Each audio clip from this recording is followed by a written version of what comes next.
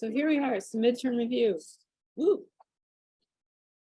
So computer terms and definitions, you have to know how to talk about computer terms so people can understand what you're talking about. And also because it's easier then to read about things and to understand what you're reading, right? So we need to know the vocabulary.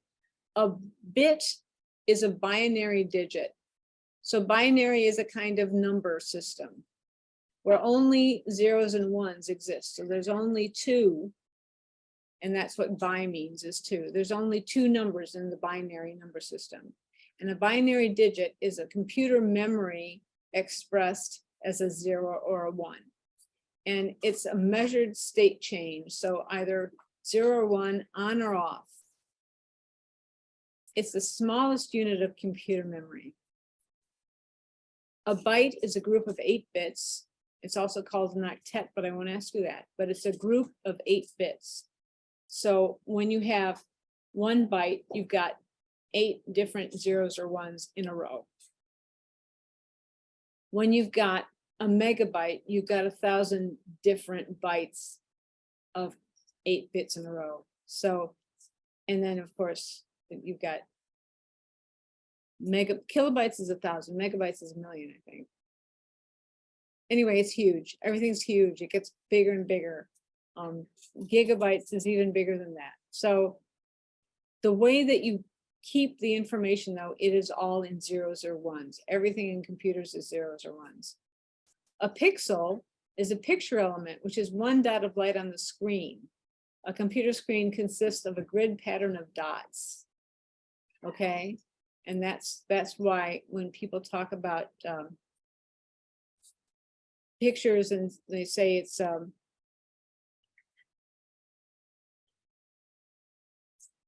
can't remember the word now. Well, it's one of the words that comes up later. I'm tired. So a grid system, a grid pattern of dots, and the grid itself is a raster. So the aspect ratio is the proportion of the widths of the height, which is like 3:2, 2:1, 4:3, 16:9. And the computer monitor and the TV now are consistently 16:9. Classic films are 4:3, and television screens used to be 4:3 when I was a kid. So the aspect ratio is basically talking about the shape. And you can see that the classic film shape, the 4:3 shape up there, is almost square. And then the computer monitors that we look at now are much wider in relationship. So you've got a square and you've got a rectangle. The square or the rectangle can fill the entire room, or it could be on the desktop, or it could be in a little tiny book. It'd still be the same proportions. So when you talk about the aspect ratio, you're not talking about the size, you're talking about the proportions. Production terms. Frames per second. That's the unit of the frame rate. It's designated by the number of frames followed by P, which stands for progressive. Computer common frame rates include 29.97p, which is what we've been using, 29.97 FPS.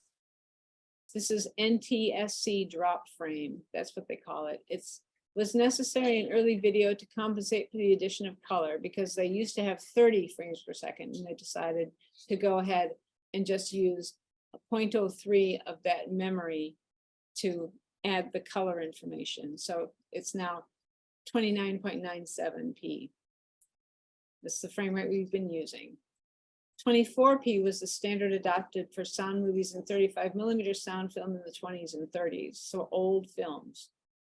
25p is a video format that's used for compatibility with television frame rates. Television frame rates are slightly different than the frame rate is used for most video that's not on television. So if you're taking a screen video of a television that's playing in the background while someone's talking, you'll often see these weird lines that go across the screen, and that's because it's slightly out of sync, and it adds these strange lines going across the screen, going up and down. And 30p is a progressive video format. Link files. So there's a code that describes where the image will be located with a pointer to the physical location on the drive of the image file. So when you put your files together, when you have your After Effects file and you put images in, you're not actually putting the information from the image into the file and making it bigger. What you're doing is you're putting a little pointer that says, find this picture here. And so every time you look at that page, it looks for the file and finds it. Because our computers are so fast now, this is actually very convenient because then you don't have to add to the size of your file. And it saves on your file organization and structure. But you need to keep your image files in the same folder on the disk where the file cannot be rendered. And when you open it up, it will look nasty because it needs to be able to find that file. And if it loses track of it, it just puts in color bars. Embedded files, other programs may embed image files. And sometimes some of the programs like Illustrator will ask, do you want to embed this or do you want to link it? And if it's embedded, it includes the original code in the destination file when you import the file. And this will make the file much bigger. After Effects doesn't embed it, but links the files that you import. So AI text to image generators, and this is what I want you to be looking at during spring break. Investigate what you can find out about AI. Text to image generators use keywords and descriptive prompts to create images realistic or artistically stylized using artificial intelligence algorithms and images sourced from the internet. Artificial intelligence tries something to see what works best and then learns from it. So every time someone tries one of these programs, it learns more. Everything that's on the internet that you can search for by using Google, the AI can search for it, and it does it on its own. You put in a prompt and say, I want this, this, and this, and it just looks for everything that's related to those words, brings them all together. An algorithm means the rules used to solve equations, like what you do first. So an algorithm is what they use to decide how to generate the image. DALL-E 2 is the text to image generator that I have used recently. AI image generators include Stable Diffusion, Midjourney, and Crayon, and there's others. But this is what I got from DALL-E 2 when I put in a college student studying for a midterm exam in digital design in the style of H.R. Geiger. Well, it didn't know who H.R. Geiger was for some reason. So it just came up with something that was very stylized. So these are the different images that it came up with. And I liked this one the best. So I did some versions of it. But this is how it works. You generate it and it gives you results based on the words that you've put in.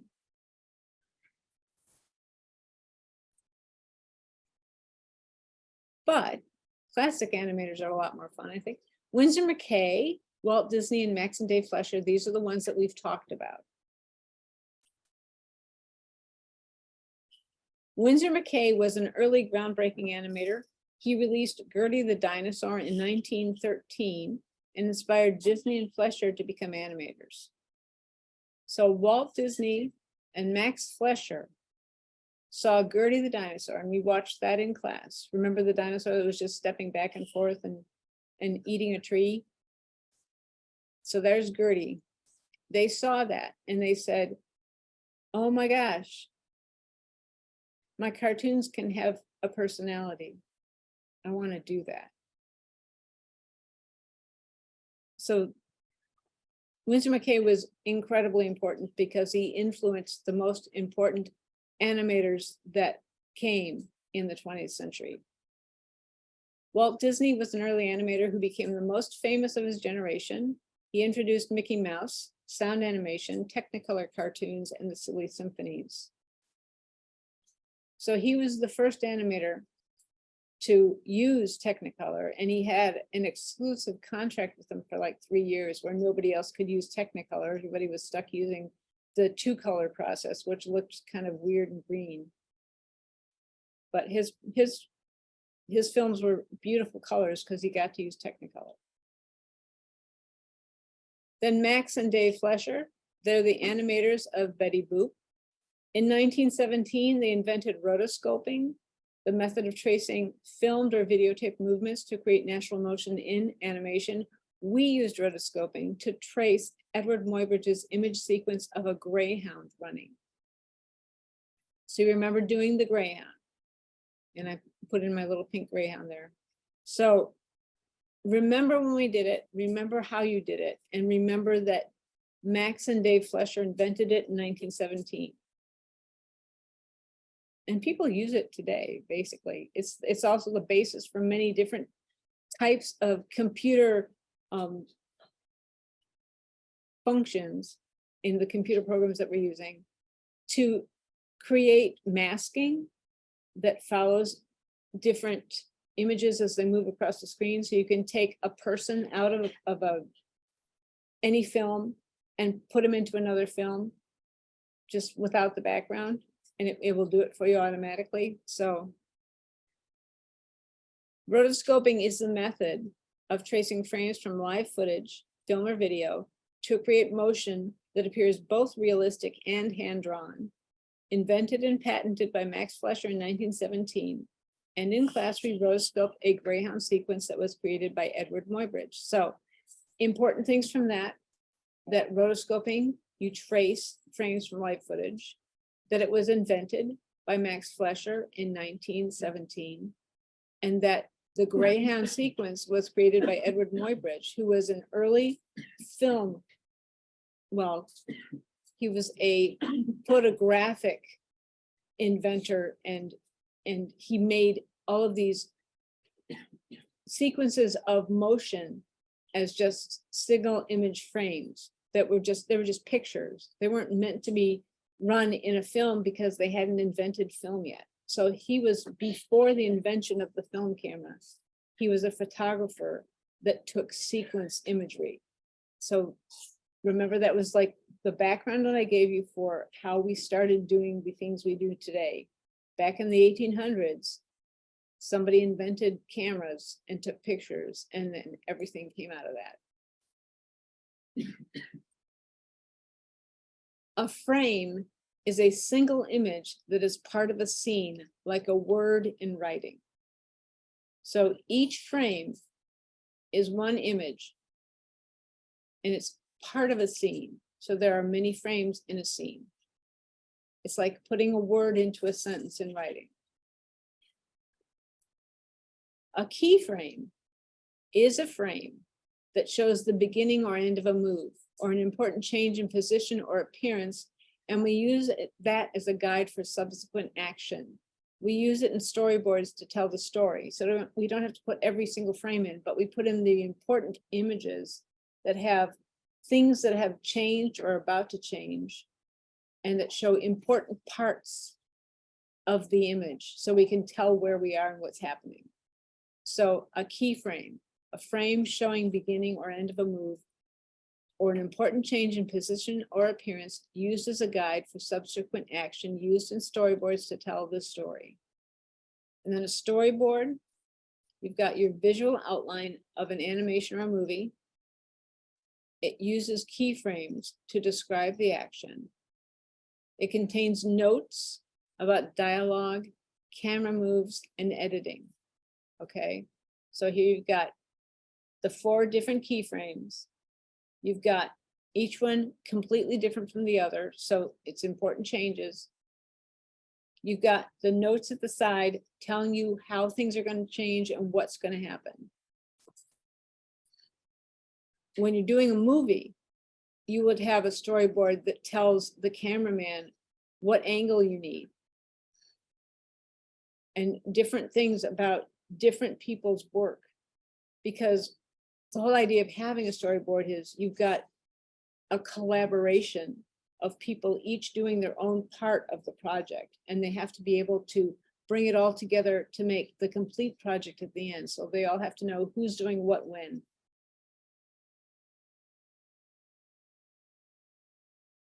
A scene is an action unbroken by any change to another visual, like a sentence. And then a sequence is a series of scenes expressing a single theme, like a paragraph. So basically what you have here, I'm showing you my tutorials file. This is my output comp. And it's showing you the different comps that are like scenes. And it's showing you that you put them together, and that's like a sequence. So this is basically a sequence.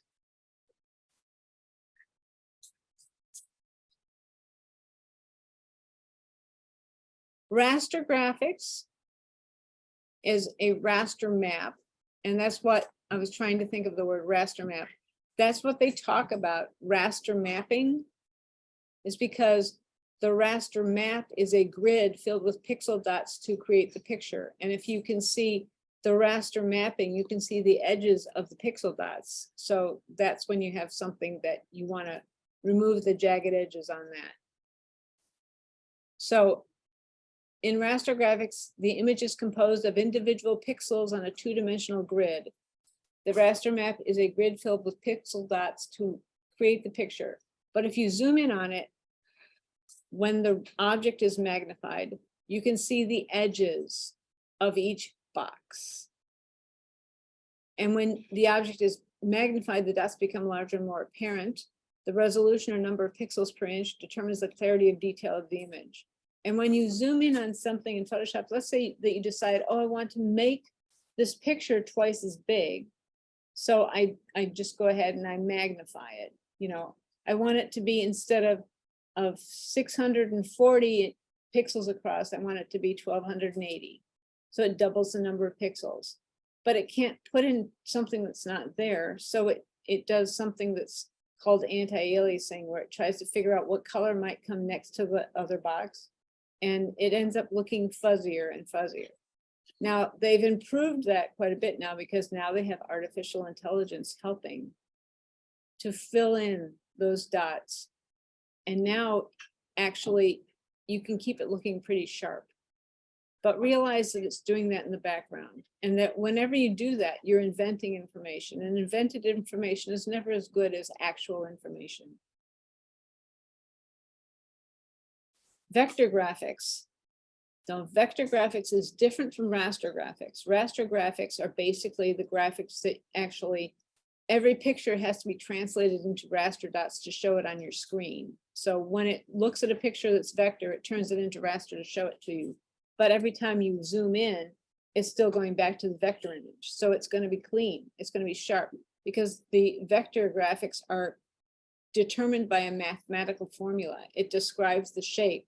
So everything that it is, it doesn't actually have a resolution until you put it on your output device. And your screen is an output device. You can scale your fonts without making fuzzy edges. The fonts are scaled without losing definition, and they appear the same at any resolution. So you can see that on the right, you have a raster A, and on the left, you have a vector A. Well, the vector A can be really big and be really clean and sharp, but the raster A, when you make it big, it's fuzzy.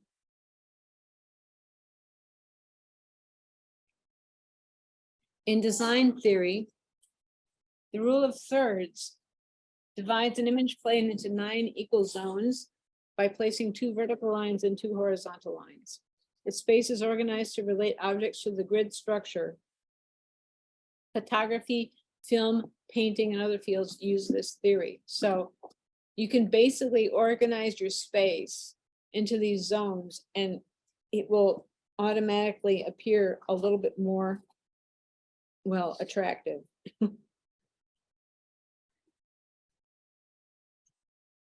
Now, Gestalt principles are very important, and you should try to remember the Gestalt principles. If you can't figure out how to use them yet, at least try to remember the definitions. And if you use these wordings, that since it is a multiple choice test, these are going to be worded like this when you take the test. Darn it, I don't have any cough drops. Okay, so figure and ground, you're talking about the figure being the positive image and the ground is the negative image, or it's the white space. It's what holds the positive image. So the positive image has to exist somewhere, and the negative space is the place. The ground is the place where the figure exists.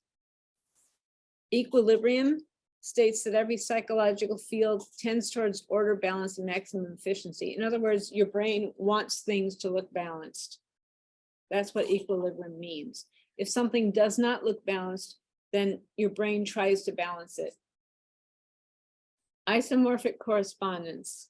Experiences of people, both physical and psychological, are recalled and triggered by specific visual images. And that means that what you've experienced in your life and how you have remembered things has a lot to do with images related to those things. And there are some things that are cultural sort of shapes and colors and ideas, like stop signs and yield signs and snow and just different things that are related to ideas in your mind. And that's what isomorphic correspondence means. So you can use a picture of a red octagon and everybody immediately thinks that's a stop sign. Closure. We have a tendency to close gaps in complete and unfinished form. So if you see something that looks like it's a circle with a piece of it knocked out of it, it still looks like a circle to you. You still see an inside and outside. Proximity. When you have things that are grouped together, then you say, oh, they belong together. They're close together, so they become a group. Closer parts form groups by visually uniting. Continuation. Organization and perception leads the eye to continue along and beyond a straight line or curve. So if you see something that looks like it's pointing towards something else, your eye follows that pointing. If you see an angle, your eye is going to follow the angle to see what it leads to. Then similarity, identical visual units will be seen together in groups. Similar objects are defined by shape, size, color, and direction. In a herd of cattle, we perceive Black Angus and red Herefords as separate groups. And if you're watching a football game, you look to see what color jersey they're wearing. So you can use color to organize your space and to create impressions and ideas and give information. So warm colors like magenta, red, yellow, and orange will come forward visually and they will dominate space. But cool colors like green, blue, and violet tend to recede. Colors can be warmed or cooled by mixing with other hues, and saturated colors will come forward. Desaturated colors are colors that have a lot of gray added to them. They will recede. So comparison and contrast will determine the effect. So if you have a bright red next to a sort of a gray pink color, the red's going to come forward and the gray pink's going to fall back because it's desaturated.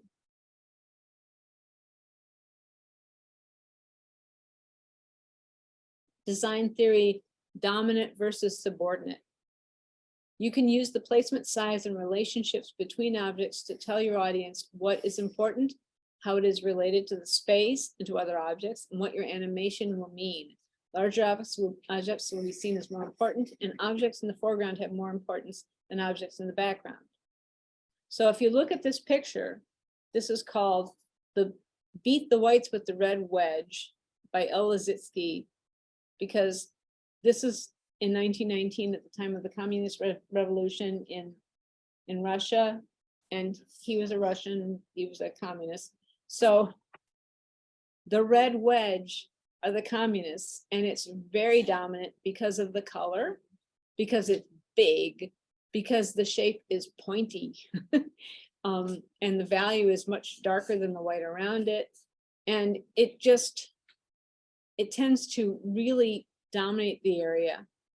And then the white circle is an example of closure also, but the white circle, it's not as dominant as the red, but it certainly is in front of the black. So that is like, it's not dominant, but it's not subordinate really either. It's like the second tier.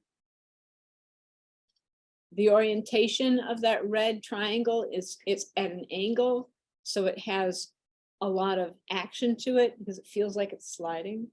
So these are different things that you can do to try to organize your space and give meaning to your composition. The additive color system is the one that the computer uses. It's the one that we use in video. And it is additive. The colors are made by adding color dots, the lights, color lights. So this is a color that's used in film, video, and web. Light is emitted from a source, and a wider gamut of color is available. The primaries are red, green, and blue. So secondaries are cyan, magenta, and yellow. So you can see those are the secondaries. Where the circles overlap, they mix together. And I did this in Photoshop using an overlay, I believe. And then white is what you get when you mix all of them together. All of the colors together are white. The film and video file presets in Photoshop and Illustrator will use RGB color. So you got to make sure you have the right color system that you're using when you're importing into the After Effects program, because it is a video program. And if you bring in a CMYK, it won't work correctly. The colors will not look right if they show at all.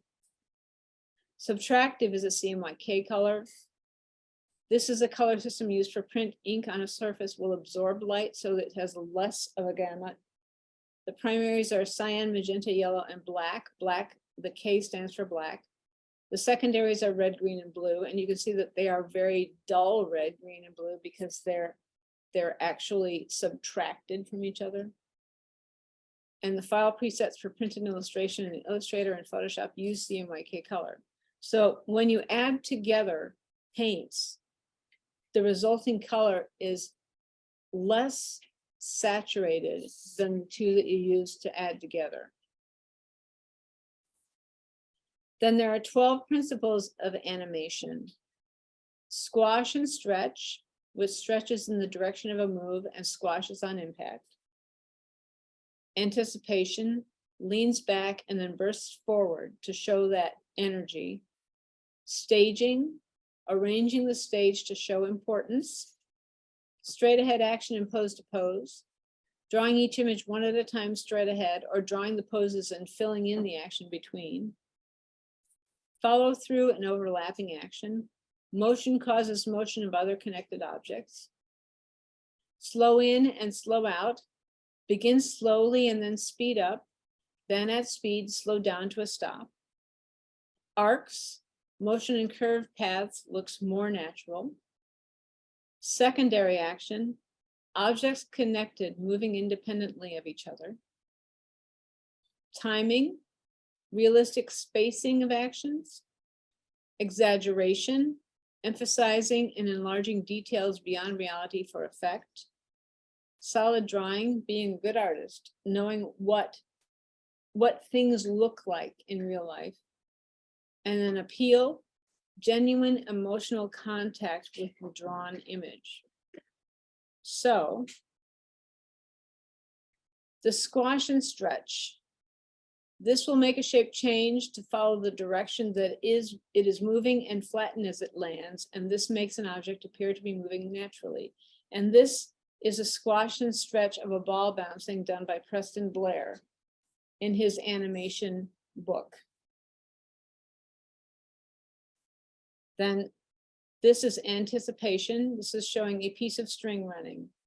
So the piece of string leans back and then it leans forward to start running, and then it slows down to stop and sort of skids.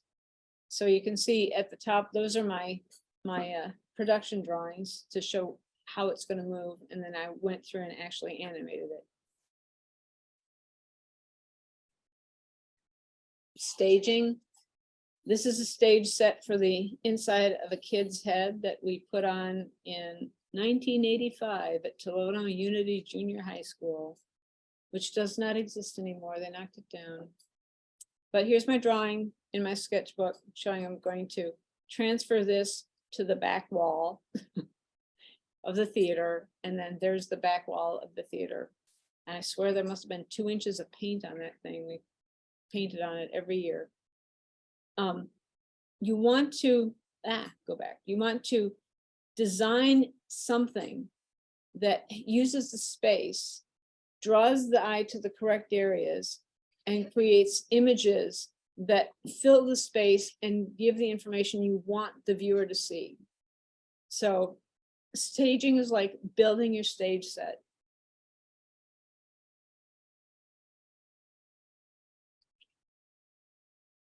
The straight ahead animation. Remember when we did the additive, or you drew the A, you started with a little piece and you added to it and added to it and added to it until it was all the way drawn. And then we did the B where we drew the whole thing and then subtracted, subtracted, subtracted. So that's the idea of, you don't know exactly how many frames you're going to do. You just know what you want to end with. And so you just start and you just move ahead. And that's drawing straight ahead. And then manual transform, similarly, we drew the C and then we just kept moving it until we got it to do all the different things we wanted it to do, and we stopped. So we didn't know how many frames we're going to do. We just said, we don't want this to last too long. Let's try to aim for like 12 or 15. And then we just did it. And wherever we ended up, that's how many frames we ended up with. Now, pose to pose, you plan exactly how long you want that to last. How many frames is this going to last? You say we want to start in frame 1 here, and then we want to end on frame 15 over here, and then we want to be on frame 7 in the middle, and then you just start putting in between. Okay, if it's here in the middle and it's here at the beginning, then where will it be on frame 3 and frame 5? And then you just do the in-betweens until you have all of the different frames drawn. And so that's what this is.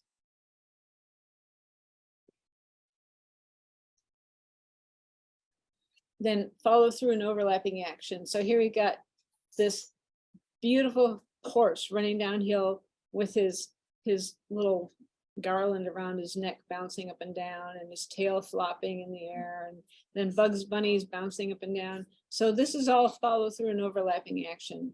The motion of the character object is shown as layers of fluid motion occurring at the same time with slightly different timing and placement.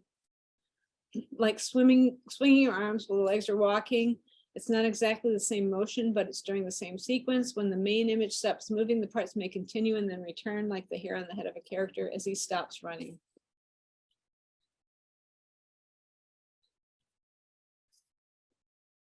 And here we have easing into the station and easing out from the station. So ease in or ease out, as it's defined by Ali Johnson and Frank Thomas as slow in and slow out, starting the motion slowly, ending it quickly, or beginning quickly, but ending slowly. So ease in, ease out. Arcs. Animals and people move in curved paths. And here's a lovely arc shown at the top. Preston Blair, walk cycle from his book, Cartoon Animation. So animals and people usually move in curved paths. Straight line motion looks mechanical and unrealistic. And then here's another walk cycle that somebody did, showing secondary action, his eyes blinking, arms swinging, feet tapping. Living creatures move their bodies in different directions all at once. So you have to use simultaneous actions to make it look more realistic.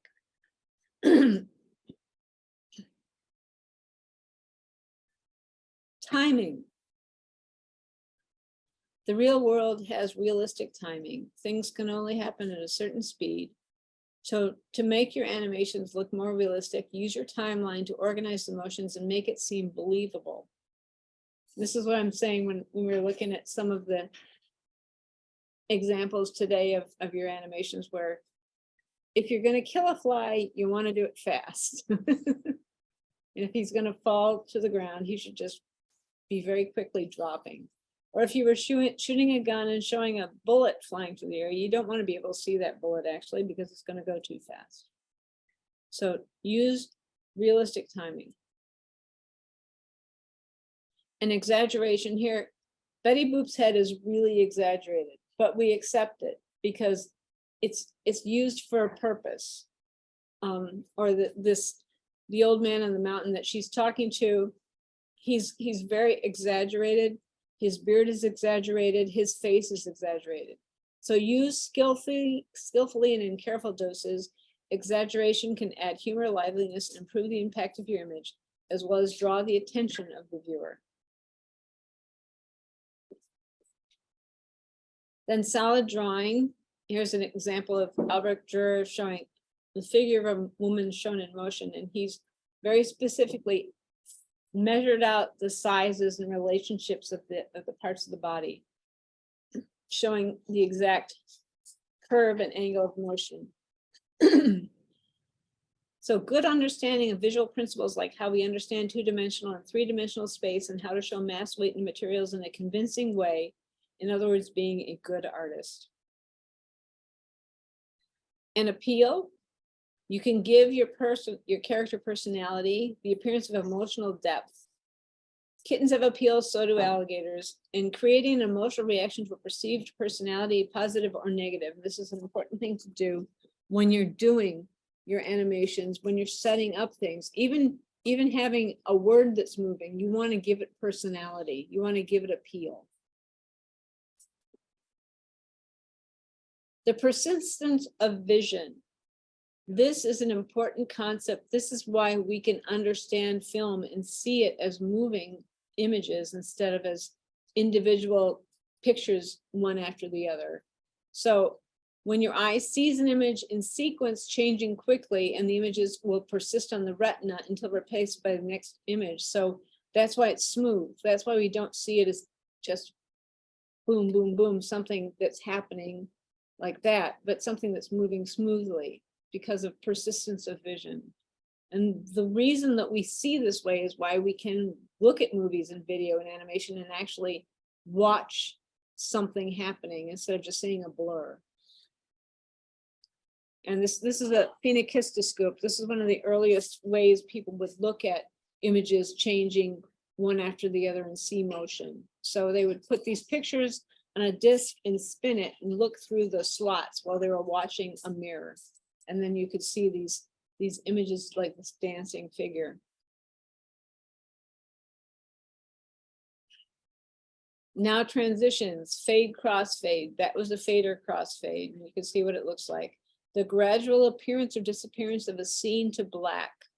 Fades will separate major sequences of action, suggesting a lapse of time or a change of location.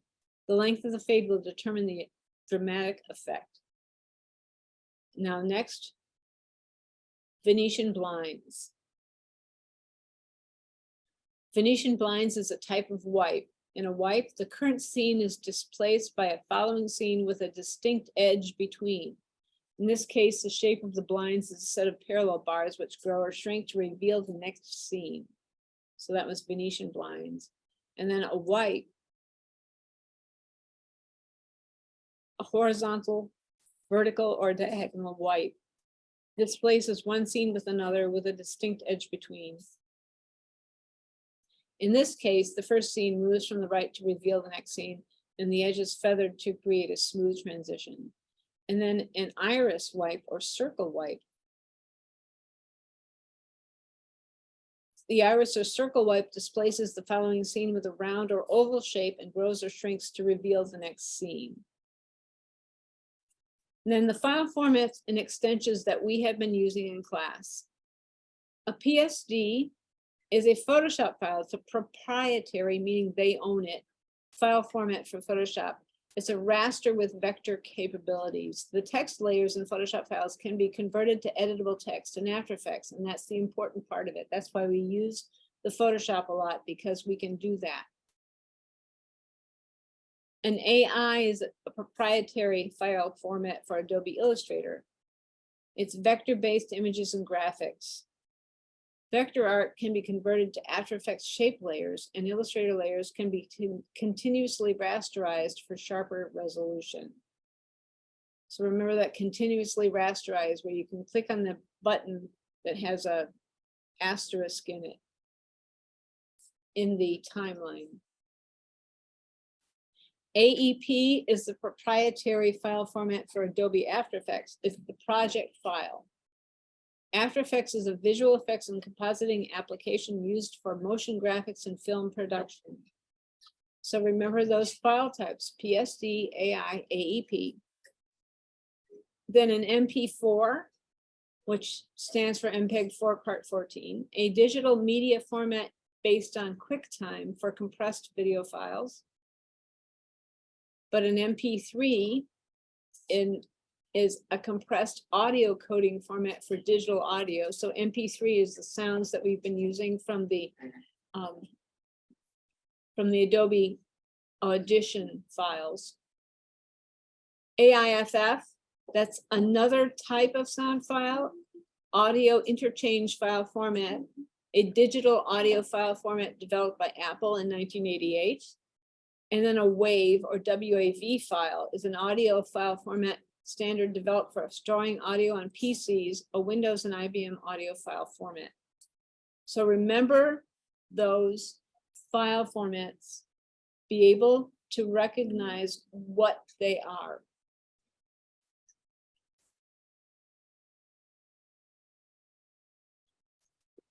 After Effects import options. When you are importing into After Effects, you can import as footage. The file is imported without layers. Audio files are considered footage. Composition. When Photoshop or Illustrator files are imported as composition, all the layers are available to be edited separately. And composition retain layer sizes. When PSD or AI files are imported with retained layer sizes, the anchor points are placed relative to the center of the object on each layer instead of the entire file boundaries. So you can rotate it without having it fly around the place.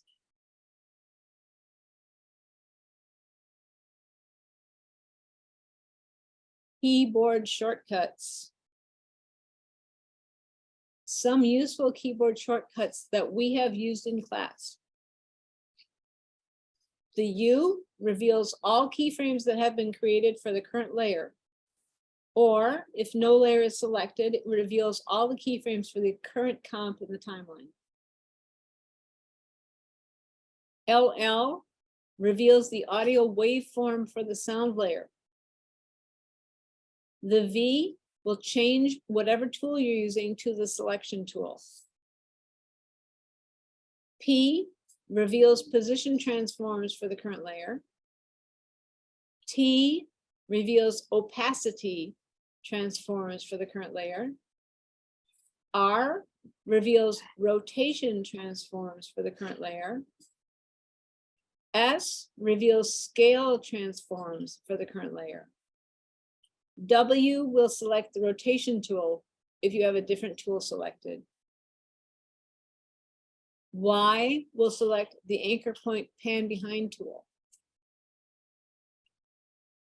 The open bracket moves to the endpoint of the selected layer. So whatever CTI position you have, it will move your endpoint of your selected layer to wherever that is in the timeline. So you can move the entire layer over.